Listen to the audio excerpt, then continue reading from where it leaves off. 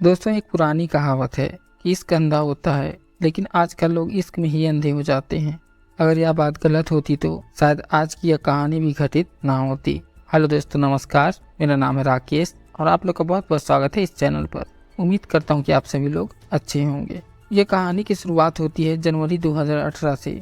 दिल्ली के उत्तम नगर में एक 22 साल की लड़की हरियाणा के झज्जर से अपने डॉक्टर बनने का सपना लेकर वहाँ एक कोचिंग सेंटर में दाखिला करवाती है। वहीं दूसरी ओर नजफगढ़ मित्रोवा गांव का रहने वाला एक 24 साल का लड़का भी इसी साउथ दिल्ली के कोचिंग सेंटर में दाखिला करवाता है।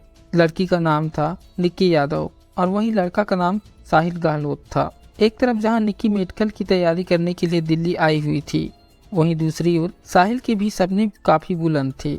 वह भी एसएससी एग्जाम की तैयारी करने यहाँ आया था। शुरुआत में तो दोनों अपनी तैयारी जोरों शोरों से कर रहे थे, लेकिन कुछ दिन बीतने के बाद दोनों का एक दूसरे से संपर्क हुआ और दोनों एक दूसरे से बातचीत शुरू कर दी। जाहिर सी बात थी कि दोनों जब एक ही कोचिंग सेंटर में तैयारी कर रहे थे तो एक दूसरे से किसी न किसी बात को लेकर मुलाकात हो जाती थी।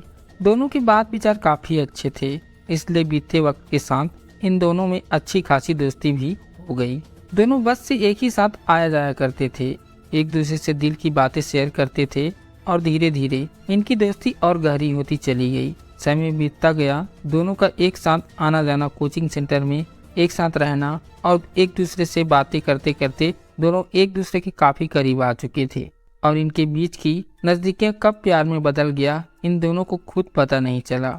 जिसके कुछ दिनों बाद दोनों ने नोएडा के एक ही कॉलेज में एडमिशन करा लिया, जहाँ निक्की का डी फार्मा में नामांकन हुआ, वहीं साहिल भी इंग्लिश अंश में एडमिशन ले लिया। यहाँ पर एडमिशन होने के बाद दोनों एक किराए का मकान लेकर एक दूसरे के साथ लिव इन रिलेशनशिप में आ गए और एक दूसरे के साथ जीने मरने और आखिरी सांस तक साथ रहने का कसम खा लिया। दोनों के बीच काफी अच्छा चल रहा था। दोनों मनाली, ऋषिकेश, हरिद्वार, देहरादून समेत कई जगहों पर घूम रहे थे। दोनों का परिवार काफी संपन्न था, इसलिए पैसों की कमी नहीं होती थी। दोनों के घर वाले अपने बच्चों की पढ़ाई के लिए पैसे देने में पीछे नहीं थे, लेकिन उन्हें यह बिल्कुल भी अंदाजा नहीं था कि जिन बच्चों के लिए अपनी मेहनत की कमाई खर्च कर रहे हैं वे तो अपनी अलग दुनिया बसाने में लगे हुए हैं। कुछ टाइम बाद यानी 2020 में भारत में कोरोना आ गया, स्कूल कॉलेज बंद हो गए और चारों ओर लॉकडाउन लग गया और इसी बीच निक्की और साहिल दोनों अपने अपने घर चले गए।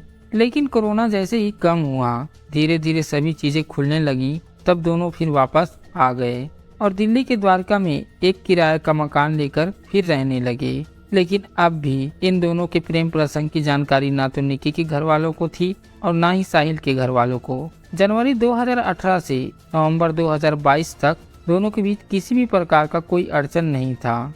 लेकिन दिसंबर 2022 आते आते साहिल के घर वाले उसकी बढ़ती उम्र देखकर उस पर शादी करने का दबाव बनाना शुरू कर दिए, क्योंकि साहिल 28 साल का हो चुका था। साहिल भी घर वालों के दबाव में आकर हामी भर दी। फिर क्या था, सितंबर 2022 के अंत तक साहिल का रिश्ता उसके घर वालों ने तय कर दिया। यहाँ तक कि एंगेजमेंट की तारीख 9 फरवरी और शादी की तारीख 10 फरवरी तय कर दी गई।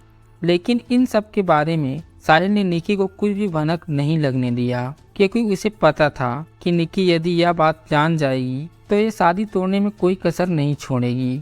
लेकिन कुछ दिनों बाद किसी तीसरे से यह बात जब निक्की को पता चली, तब वह साहिल पर काफी गुस्सा हुई और दोनों के बीच इस बात को लेकर काफी झगड़ा हुआ, जिसके बाद दोनों ने दिल्ली छोड़कर गोवा भागने का प्लान बनाया और 9 फरवरी 2023 के लिए टिकट भी बुक करा ली। लेकिन जब आखिरी समय आया, तब साहिल ने निक्की के साथ गोवा भागने का प्लान कैंसिल कर दिया, जिस पर निक्की और ज्यादा आग बबूला हो गई और साहिल के ऊपर केस करने की धमकी देने लगी। लेकिन फिर भी साहिल पर इसका कोई प्रभाव नहीं हुआ। 9 फरवरी का दिन भी आ गया और साहिल अपना एंगेजमेंट भी कर लिया। लेकिन एंगेजमेंट होने के बाद निक्की उस रात साहिल को अपने फ्लैट पर मिलने के लिए बुलाई और वहां फिर दोनों के बीच काफी झगड़ा हुआ, क्योंकि निक्की बार बार दूसरी लड़की से शादी ना करने की बात कह रही थी। तभी उसी रात साहिल ने निक्की को अपनी कार में बैठाया और उसे समझाने के लिए बीती रात दिल्ली की सड़कों पर गाड़ी चलाने लगा। रास्ते में निक्की ने लगातार गोवा भागने के लिए और उस लड़की से शादी ना करने के लिए साहिल को मना रही थी। लेकिन साहिल अभी ऐसा करने के लिए बिल्कुल भी तैयार नहीं था।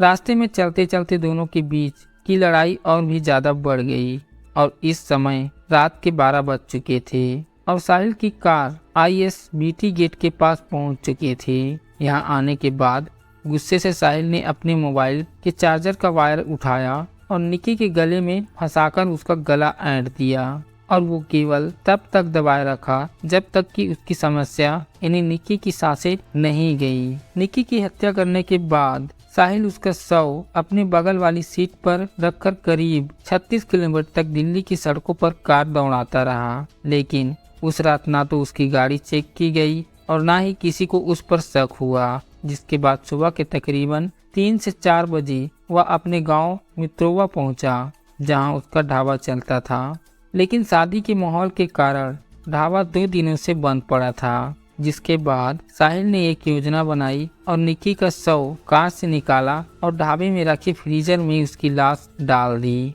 और दरवाजा बंद कर दिया। निकी की हत्या और शव को ठिकाने लगाने के बाद साहिल 10 फरवरी 2023 की सुबह घर पर आ गया और पूरी तरह बेफिक्र होकर अपनी शादी की तैयारी में कुछ ऐसे लग गया कि किसी को उस पर कोई भी शक ना हो। 10 फरवरी की रात साहिल धूमधाम से अपने घर वालों द्वारा तय की गई लड़की से शादी कर लिया और 3 दिनों तक अपने वैवाहिक जीवन का मजा उठाता रहा, लेकिन उसे इस बात का बिल्कुल भी अंदाजा नहीं था कि उस पर कितना बड़ा पहाड़ गिरने वाला है। दरअसल वैलेंटाइन डे के दिन किसी तीसरे ने पुलिस के पास यह खबर दे दी थी कि उसने निकी को 3-4 दिनों से नहीं देखा है और उस तीसरे व्यक्ति को साहिल और निकी के रिलेशनशिप और साहिल की नई शादी के बारे में भी पता था। इसलिए उसने यह बात बताते हुए पुलिस से अनुरोध किया कि मुझे डर है कि निकी के साथ कुछ हो ना गया हो। दिल्ली पुलिस साहिल की शिकायत दर्ज करने के बाद निकी के मोबाइल की लोकेशन ट्रेस करती है, तो लोकेशन मित्रोवा की उसी ढाबे की ओर दिखती है जहां साहिल ने निकी का शव फ्रीज में छुपाया था। पुलिस लोकेशन के सहारे उस ढाबे पर जा पहुंचती है और जब पुलिस उस फ्रीजर को जैसे ही खोलती है तो उनका दिमाग पूरी तरह से फट जाता है। पुलिस देखती है कि फ्रीजर के अंदर निकी की लाश पड़ी हुई है और फ्रीजर में रहने से वह पूरी तरह सख्त हो गई है। पुलिस तुरंत शव को पोस्टमार्टम के लिए भेजती है और निकी के घर वालों को सूचना देती है, जिसके बाद दिल्ली पुलिस साहिल के घर पहुंच जाती है। लेकिन पुलिस जैसे ही उसके घर पहुंचती है तो पता चलता है कि साहिल घर पर तो नहीं है। जिसके बाद दिल्ली पुलिस की कई टीमें उसकी तलाश में जुट जाती हैं और आखिरकार 14 फरवरी के दिन ही कैर गांव से साहिल को गिरफ्तार कर लिया जाता है। दिल्ली पुलिस साहिल को गिरफ्तार करने के बाद उसे थाने लाती है और उससे पूछताछ शुरू करती है, लेकिन साहिल पुलिस को जवाब देने के बजाय अपनी बातों में घुमाने लगा। लेकिन जब पुलिस ने अपनी हथकंडे आजमाए तब साहिल ने भी अपना अपराध स्वीकार कर लिया और उसने बताया कि हाँ, मैंने ही निकी का खून किया है। साहिल द्वारा जुर्म कबूल करने के बाद पुलिस IPC की धारा 302 और 201 के तहत उस पर मुकदमा दर्ज करती है और कोर्ट में पेश करने के बाद उसे 5 दिनों के लिए रिमांड पर लिया जाता है ताकि साहिल के खिलाफ सारी सबूत को इकट्ठा किया जा सके। इस बीच निकी की पोस्टमार्टम रिपोर्ट भी आ जाता है, जिसमें बताया जाता है कि उसकी दम घुटने से ही मौत हुई है। उसके गले पर भी किसी पतले तार द्वारा खींचने के निशान मिले हैं। फिलहाल पुलिस हर जानकारी को जुटाने में लगी हुई है ताकि केस को मजबूत किया जा सके और आरोपी को कड़ी से कड़ी सजा दिलाई जा सके। दिल्ली पुलिस को यह भी शक है कि इस पूरी घटना को अकेले अंजाम देना संभव नहीं है, इसमें जरूर कोई और भी शामिल है। दोस्तों, उम्मीद है कि कोर्ट केस पर जल्दी फैसला सुनाएगी और साहिल गहलोत को कड़ी से कड़ी सजा देगी। दोस्तों, इस हत्याकांड की कहानी आपको कैसी लगी? साथ ही लिव इन के बारे में आपका क्या विचार है? कमेंट के द्वारा जरूर बताइएगा। तब तक के लिए सावधान रहिए और आज के लिए इतना ही। और वीडियो अच्छा लगा होगा तो सब्सक्राइब कीजिए